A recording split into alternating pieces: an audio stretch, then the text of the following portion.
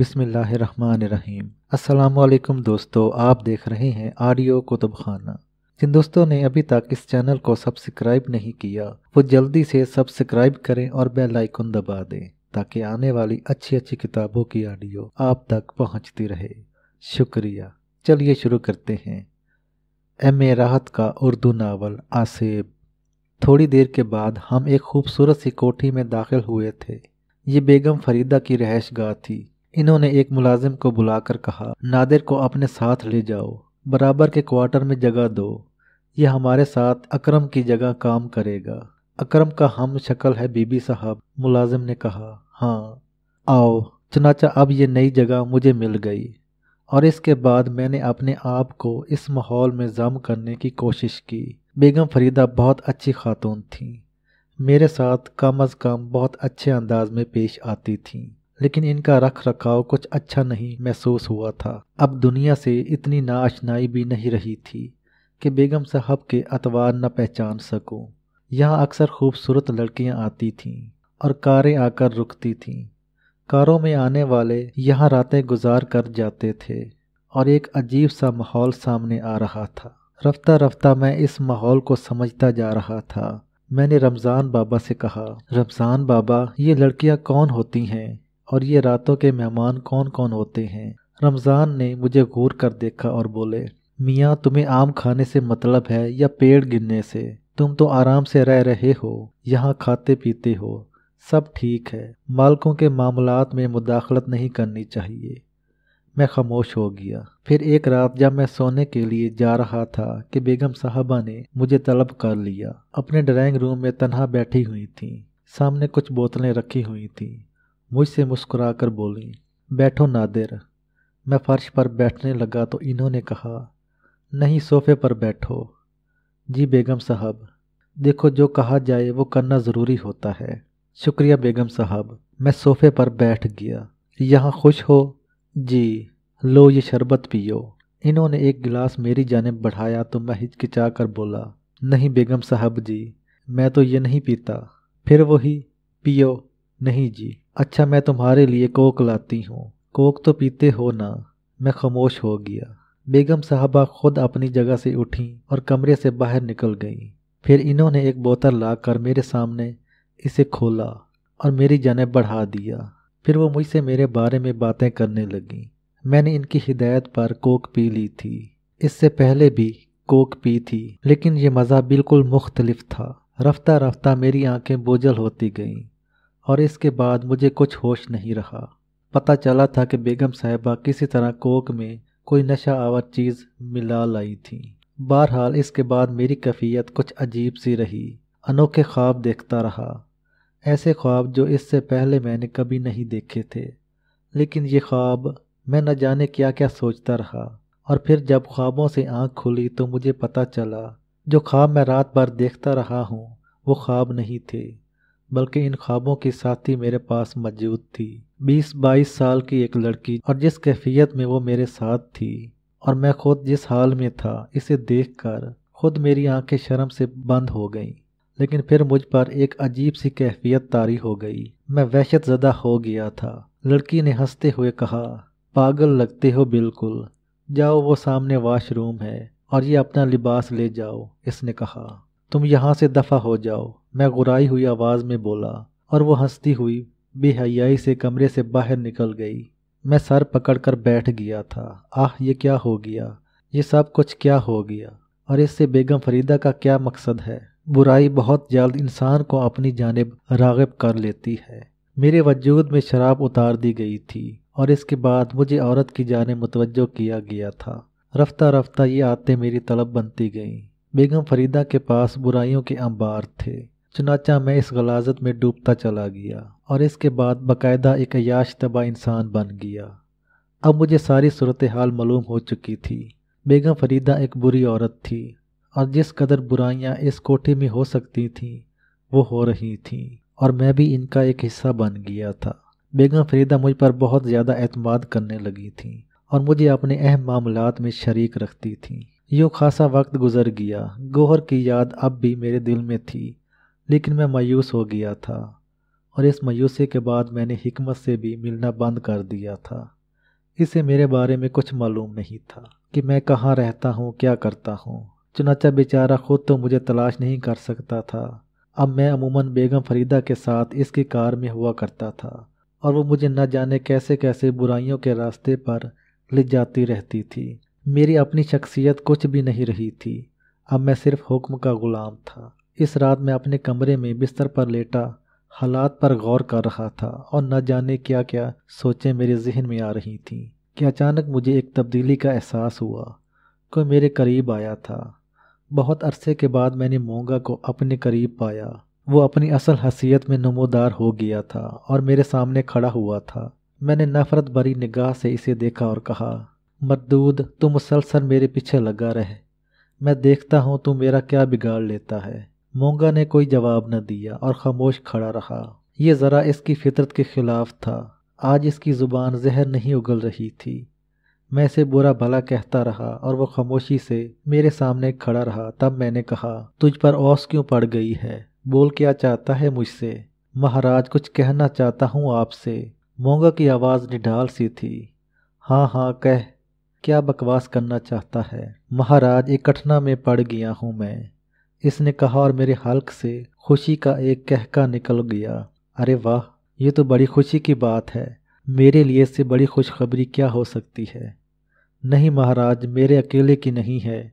मैं जाऊंगा तो तुम भी जाओगे। समझ रहे हो ना? कुछ नहीं समझ रहा कि तू क्या बकवास कर रहा है। जो कठिना मुझ पर पड़ी है महाराज, इसमें तुम्हारा भी हिस्सा है। तुमने तो मुझे बीच का रख दिया, न अपना रखा न किसी और का। अब एक और है जो मुझ पर अपनी एक शक्ति आजमा रहा है। तुम मुझे आज़ाद नहीं करोगे और वो मुझे पा नहीं सकेगा। नतीजा ये होगा कि मेरे टुकड़े टुकड़े हो जाएंगे। इस समय मेरे जीवन पर आ बनी है। तेरी बकवास मेरी समझ में बिल्कुल नहीं आ रही। एक काले जादू वाला है, नाम इसका धूमा, जात का चिमार, मेरे लिए जाप कर रहा है। पापी बड़ा ही कठोर है और किसी तौर नहीं मानेगा। पर हम बेरों की रीत भी अजीब होती है। हम मुसीबत में फंस जाते हैं अगर कोई एक हम पर कब्जा जमा ले और फिर दूसरा भी कोशिश करे। तुम नहीं समझ सकते महाराज, हमारा ये काला जीवन भी खत्म हो जाता है। मैं नहीं मरना चाहता, इसलिए तुम्हारे पास आया हूँ। मैं क्या कर सकता हूँ? तुम ही अकेले हो जो सब कुछ कर सकते हो। कोई और इसके लिए कुछ नहीं कर सकता। मगर मैं क्यों करूँगा?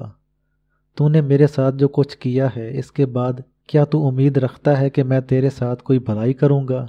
और अगर इसमें दोनों के फ़ायदे हों तो मेरा क्या फ़ायदा हो सकता है? कमीने, तूने मेरी मोहब्बत लूट ली, मुझसे सब कुछ छीन लिया। दोष हमारा भी नहीं था। अरे तुम्हारी खोपड़ी उतार ली जाए अगर, तो क्या तुम खुशी से जियोगे? लेकिन अब क्या चाहता है मुझसे? महाराज, सौदा कर लो हमसे। कैसा सौदा? प्रेम का है ना तुम्हारी एक? हाँ, मैंने चौंक कर कहा। हम तुझे इससे मिला देते हैं, तुम हमारा काम कर दो। क्या बकवास कर रहा है? मैं उठकर खड़ा हो गया। बकवास नहीं महाराज, जो कह रहे हैं सच कह रहे हैं। बोलो, करोगे हमारा काम? और अगर तुम मुझसे फरेब कर रहा है तो? नहीं महाराज, पहले तुम्हारा काम फिर हमारा। मैं नाकाबिले यकीन निगाहों से मोंगा को देखने लगा। फिर मैंने कहा, तो फिर बता, गौहर कहाँ है? यहाँ से दूर एक और शहर है महाराज, वहाँ आराम से रह रही है। पहले इसे टेढ़े मेढ़े हालात पेश आए इसके साथ, पर हमने इसे कोई नुकसान नहीं पहुँचाया। तू ही ले गया था इसे? हाँ महाराज। फिर तूने क्या किया? बस दया आ गई हमें इस पर। हमने इसे एक घर में पहुँचा दिया जहाँ इसके देखने वाले बहुत से हैं। बड़ी इज्जत से रखा हुआ है इन्होंने इसे।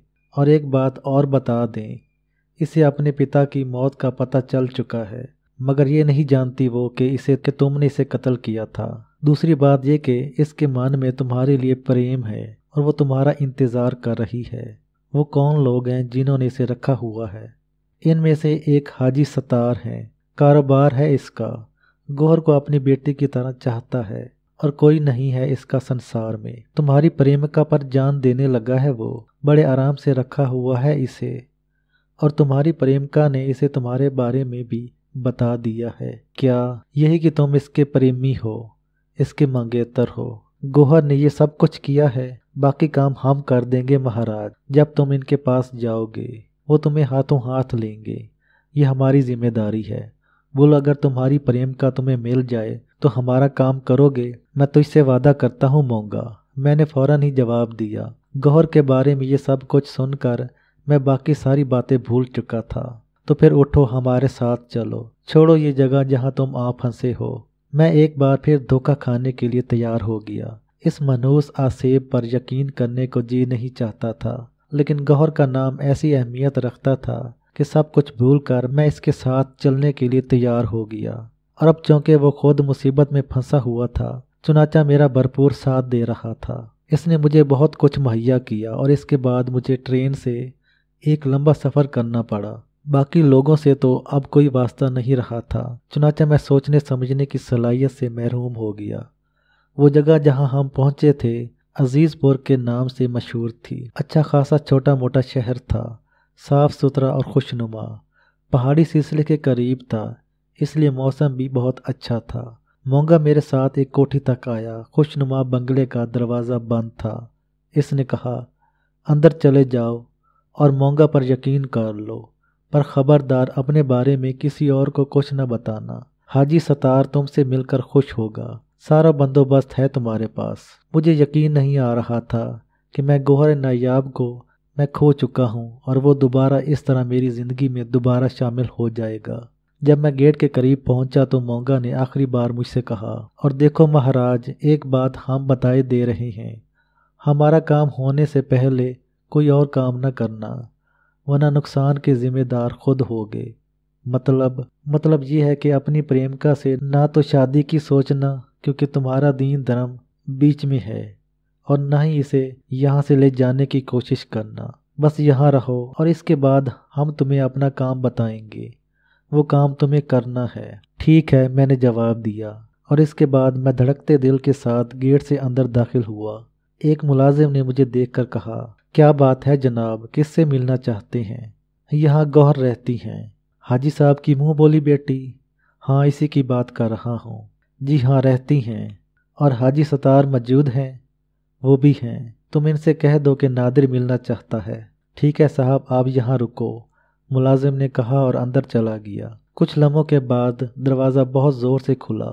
हाजी सतार के साथ गौहर भी बाहर आ गई थी। इस वक्त मैं एक साफ सुथरे लिबास में मलबूस था। चेहरा वगैरह भी साफ शफाफ कर लिया था। गौहर ने मुझे देखा और सकते के आलम में रह गई। हाजी सतार आगे बढ़ा और इसने कहा, तुम नादिर हो? जी। गौहर के मंगेतर? जी, मैंने जवाब दिया। हाजी सतार ने गौहर की जानिब देखा। इसके चेहरे पर अजीब से तासुरात थे।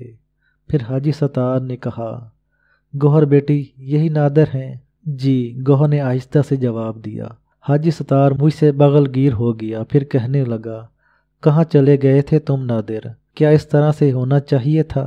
बस जनाब, क्या अर्ज़ करूं, कुछ ऐसे ही उलझन में गिरफ्तार हो गया था मैं। आओ अंदर आओ। गौहर मुझे तुम्हारे बारे में सब कुछ बता चुकी है। मैं इसे हमेशा दिलासा देता रहता था कि बेटा, इंसान अगर जिंदा होता है तो कभी ना कभी ज़रूर अपनों से आ मिलता है। तुम ज़रूर इसे मिल जाओगे। हम इसी उम्मीद पर जी रहे थे। मोंगा का कहना बिल्कुल दुरुस्त था। यहाँ तो मुझे ऐसा माहौल मिला था कि खुद मेरी भी अपनी अकल हैरान रह गई थी। पता नहीं गौहर का ब्रेन वॉश किस तरह किया गया था। माजी की कोई बात इसकी यादों में नहीं थी। पहले की निस्बत वो मुझसे कुछ ज़्यादा ही बेतकल्लफ नज़र आई। तन्हाई में इससे मुलाकात हुई तो मैंने इससे कहा, गौहर, गुजरे हुए वाक़यात तुम्हें याद हैं? याद क्यों नहीं? अब्बा जी की मौत के बाद मैं न जाने कैसे तिलिस्म में फंस गई थी। न जाने क्यों मेरा जहन माऊफ हो गया था, और इसके बाद हाजी साहब ने मुझे सहारा दिया, वरना न जाने मेरे साथ क्या होता। और अब हाजी साहब मुझे अपनी बेटियों की तरह चाहते हैं। इनका भी दुनिया में कोई नहीं है। मुझे कोई दिक्कत नहीं होती। गौहर, क्या तुमने यहाँ मुझे अपना मंगेतर ज़ाहिर किया है? मैंने कहा, और गौहर हैरत से मुझे देखने लगी। तो क्या मैंने झूठ कहा है? मैंने अजीब सी निगाहों से इसे देखा। बहरहाल वो तिलिस्म ज़दा थी। मोंगा ने न जाने किस तरह इसके जहन में बिठा दी थी कि मेरी इससे मंगनी हो चुकी है। अब मैं इसकी तरदीद नहीं करना चाहता था। फिर मैं यहीं रहने लगा। हाजी सतार का सलूक मेरे साथ बहुत अच्छा था और वो हर तरह से मेरी दिलजोई करते थे। गौहर के साथ मेरा बेहतरीन वक्त गुजर रहा था। तकरीबन 2 हफ्ते हो गए थे मुझे यहाँ आए हुए, और न जाने क्यों यूं लग रहा था जैसे ज़िंदगी को एक महवर मिल गया है और इसके बाद मेरी ज़िंदगी खासी खुशगवार रहेगी। फिर एक बार मोंगा ने मुझसे मुलाकात की, मेरे कमरे में आ गया था। अब इसका अंदाज बहुत बदल गया था। कहने लगा, महाराज 15 दिन हो गए आपको यहाँ आए हुए, अब मेरे काम की भी सोचो। हाँ, क्योंकि तुमने अपना वादा पूरा किया है इसलिए मैं भी अपना वादा पूरा करूँगा, लेकिन ये बता कि मुझे करना क्या होगा। दोमा चमार अपना एक अगन मंडप बनाकर बैठा हुआ है और इसने मुझे कब्जे में करने के लिए जाप शुरू करने का फैसला कर लिया है। इसका वो अगन मंडप कहाँ है? मैं तुम्हें वहाँ तक पहुँचा सकता हूँ, लेकिन वो है बहुत ख़तरनाक। तुम्हें इससे हर तरह का मुकाबला करना पड़ेगा। इसके बाद मैं गौहर को हासिल करने में कामयाब हो जाऊंगा ना? विश्वास करो महाराज, तुम न सिर्फ कामयाब हो जाओगे बल्कि मैं तुम्हें इतना कुछ दे दूंगा कि तुम्हारा जीवन आराम से गुजरेगा। मगर यूँ समझ लेना कि काम बहुत मुश्किल है। मैं इस काम को आसान करने की कोशिश करूंगा, मैंने जवाब दिया। तो फिर सुनो, यहाँ से काफ़ी फासले पर हिंदू धर्म की आबादी है। वहाँ इन्होंने मंदिर वगैरह बना रखे हैं और इसके साथ ही इन्होंने शमशान घाट बनाया है। शमशान घाट के दूसरे सिरे पर दोमा चमार का अगन मंडप है। मगर परेशानी क्या है? परेशानी ये है कि जब तक दोमा को इसके अगन मंडप से निकाला नहीं जाएगा ये काम होना मुश्किल है। ये काम संत राज बंसी भी नहीं कर सका। संत राज बंसी का नाम तूने पहले भी लिया है। हाँ महाराज, वो हमारा हमदर्द है, मगर दोमा चमार काले जादू वाला है और वो बहुत आगे निकल चुका है। तो बस ठीक है, मुझे कोशिश करने दे। तू मुझे इसके बारे में पूरा पता बता दे। तब इसने मुझे इस जगह का पता बता दिया और मैं इसका काम करने के लिए तैयार हो गया।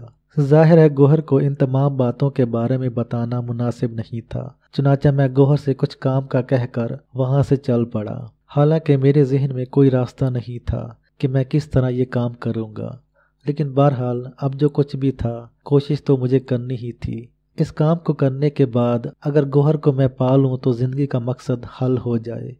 बहरहाल हिंदुओं की बस्ती से गुजरने के बाद मैं इस शमशान घाट की जानिब चल पड़ा। रास्ता बेहद वीरान था और ये जगह हिंदुओं की आबादी से दूर थी। मैंने मोंगा को आवाज़ दी तो वो मेरे पीछे ही मौजूद था।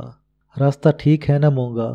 हाँ महाराज, इसने मुर्दा से लहजे में कहा। क्यों, तुझे मौत क्यों आ रही है? हम सोच रहे हैं महाराज कि तुम अगन मंडप में कैसे दाखिल होगे और दोमा चमार जब तक अगन मंडप के अंदर है इसे कोई नुकसान नहीं पहुंचाया जा सकता। ठीक है, मैं कोशिश करूंगा, तू परवाह मत कर। मैं आहिस्ता आहिस्ता आगे बढ़ता रहा और फिर मरघट के करीब पहुंच गया। चारों तरफ राख के ढेर लगे हुए थे। वो जगह सामने ही नजर आ रही थी जहां दोमा चमार ने अपना अगन मंडप बना रखा था। ये जगह एक काली सी इमारत की शक्ल में थी। पता नहीं इसका नाम अगन मंडप क्यों रखा गया था। इन मामलात में मुझे ज़्यादा मालूमात नहीं थी। कुर्ब जवार में लंबी लंबी झाड़ियाँ बिखरी हुई थीं। ये काली इमारत जिसका तर्ज तामीर अजीब व गरीब था बड़ी खौफनाक नज़र आ रही थी। कहीं कहीं से गोश्त जलने की चिरान भी उठ रही थी। इस भयानक जगह बड़े से बड़ा बेजिगर इंसान भी खौफ का शिकार हो सकता था, लेकिन मेरे दिमाग में एक रोशनी थी। अब मेरी ज़िंदगी का मकसद इसके अलावा और कुछ नहीं था कि गौहर को गौहरे मकसूद की तरह हासिल कर लूँ।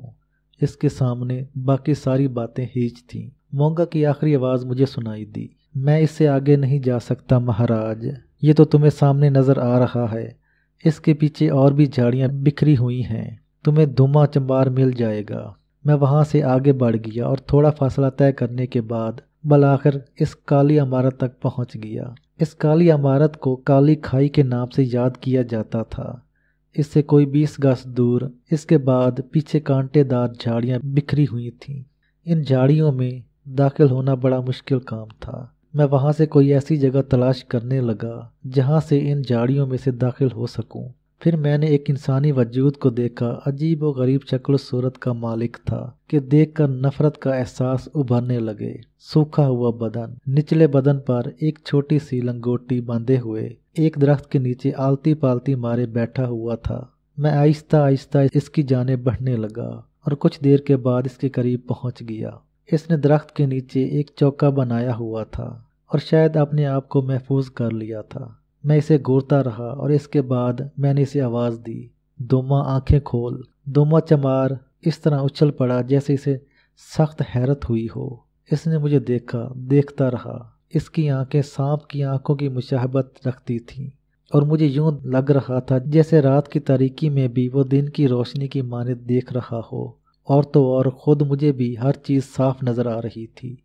हालांकि यहाँ चारों तरफ अंधेरा फैला हुआ था, लेकिन मुझे यूं महसूस हो रहा था कि मेरे सामने जो कुछ है वो दिन की रोशनी की मानद है। वो मुझे देखता रहा और फिर इसने इस तरह हाथ उठाया जैसे कह रहा हो कि मैं यहाँ से भाग जाऊं। वो इशारे से नफरत भरे अंदाज में मुझे भाग जाने को कह रहा था।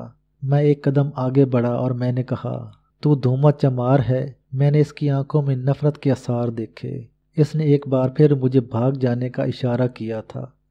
मैंने कहा, मुझे तो इससे बात करनी है धूमा, बाहर आ।